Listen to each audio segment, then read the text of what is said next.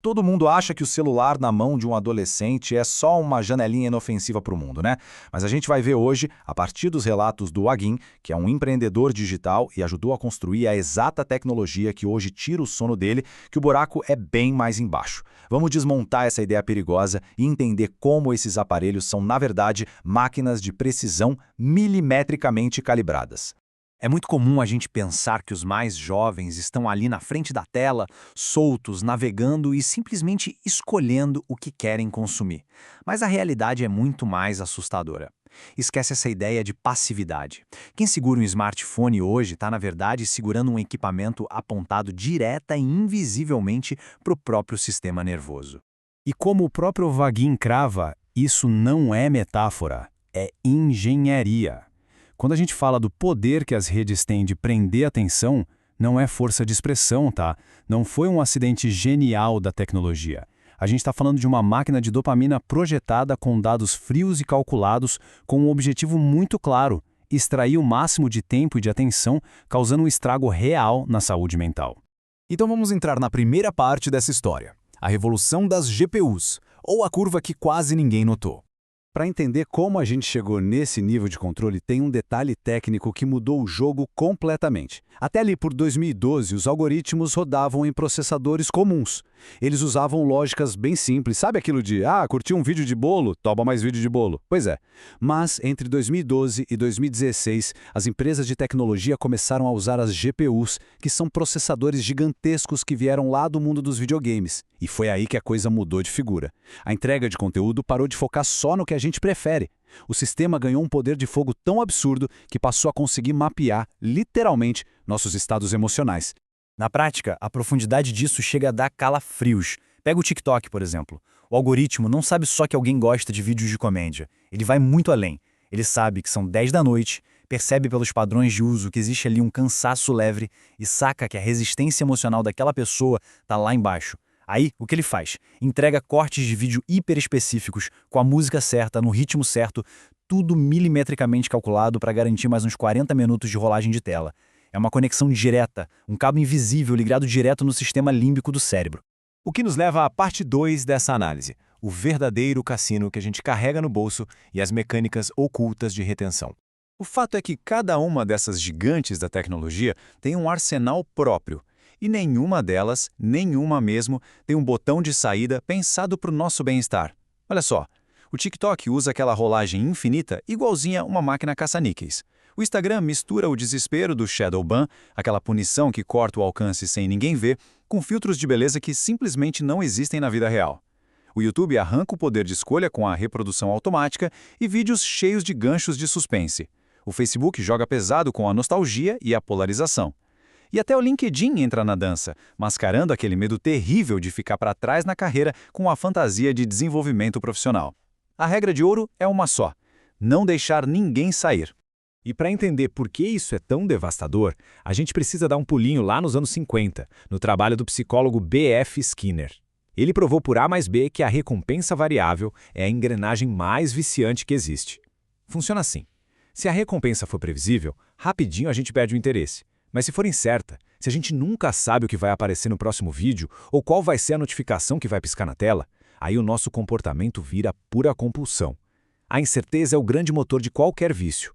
E essa rolagem infinita que a gente faz o dia todo é a aplicação mais pura e bem-sucedida dessa teoria que já inventaram. Quer ver uma comparação absurda? Pensa numa máquina caça-níqueis de um cassino de verdade. Ela arranca dinheiro, claro, mas é super regulada pelo governo, exige identidade, comprar fichas e não deixa entrar menor de idade de jeito nenhum. Agora, pensa na rolagem infinita do celular. É exatamente a mesma mecânica de imprevisibilidade, só que operando 24 horas por dia direto do bolso de crianças de 11 anos de idade, sem absolutamente nenhuma regulamentação. A grande e brutal diferença: o caça-níquel leva embora o que as pessoas têm, que é o dinheiro. As redes sociais levam embora o que as pessoas são, o tempo, o foco e a saúde mental. E é aí que a gente chega na parte 3, a morte do tédio e o verdadeiro preço desse tempo absurdo de tela. A gente precisa, urgentemente, repensar o que significa o tédio. As pessoas têm mania de achar que é um buraco, um vazio chato sem nada acontecendo. Mas, biologicamente falando, é exatamente no tédio que a nossa criatividade ganha vida. É quando o planejamento acontece, quando a gente olha para dentro.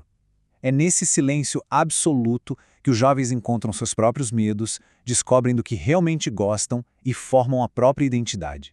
Então, quando plataformas são construídas para aniquilar qualquer pausa, elas estão, na verdade, erradicando o único lugar onde a nossa individualidade é criada.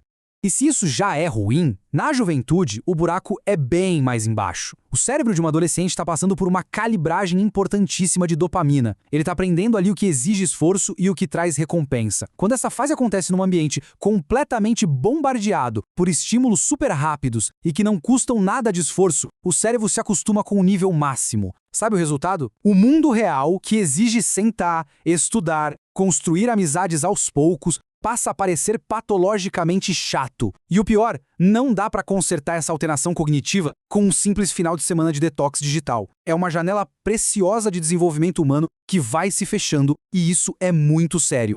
Bom, avançando aqui para a parte 4, vamos falar sobre uma distinção estrutural importante entre inteligência artificial e redes sociais. É muito importante fazer essa separação, porque existe uma diferença monumental em como esses dois modelos funcionam por trás dos panos. Nas redes sociais que a gente conhece, tempo grudado na tela é igual a dinheiro de anúncio entrando. É um conflito de interesses inevitável. O objetivo principal sempre vai ser maximizar o uso, custe o que custar para a cabeça de quem está rolando o feed. Já no mundo dessas grandes inteligências artificiais gerativas, a lógica vira de ponta cabeça. Claro, elas são ferramentas poderosas e exigem cuidado, mas elas não operam com modelos que lucram com o nosso vício minuto a minuto. Elas não têm esse incentivo perverso de criar loops artificiais infinitos só para vender nossa atenção para algum anunciante. O que nos leva para a quinta e última parte dessa nossa análise, a transparência como verdadeiro antídoto contra a máquina de dopamina.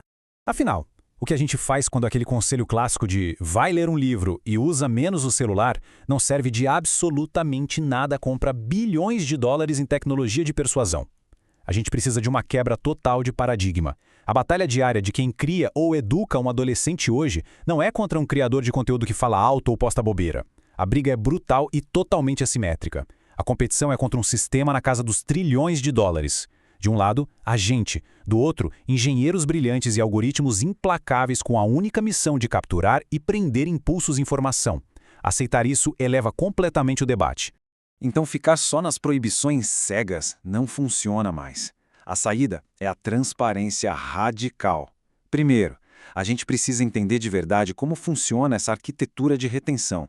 Segundo, ser extremamente franco com os mais jovens, mostrar como as engrenagens rodam, explicar todo esse truque de mágica que sequestra a atenção deles o tempo todo. Terceiro, construir junto com eles uma relação ativa e mais consciente com a tecnologia. Essa transparência radical, esse conhecimento profundo de como a armadilha funciona, é o único antídoto real que um algoritmo de recomendação simplesmente não consegue derrubar. Para a gente fechar a análise de hoje, eu quero deixar uma pergunta que não dá mais para ignorar.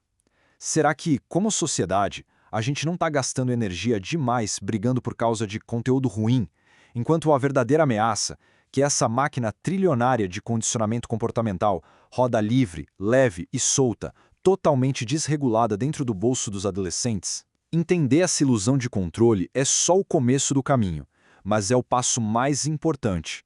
Fique aí a reflexão para todo mundo. E até a próxima!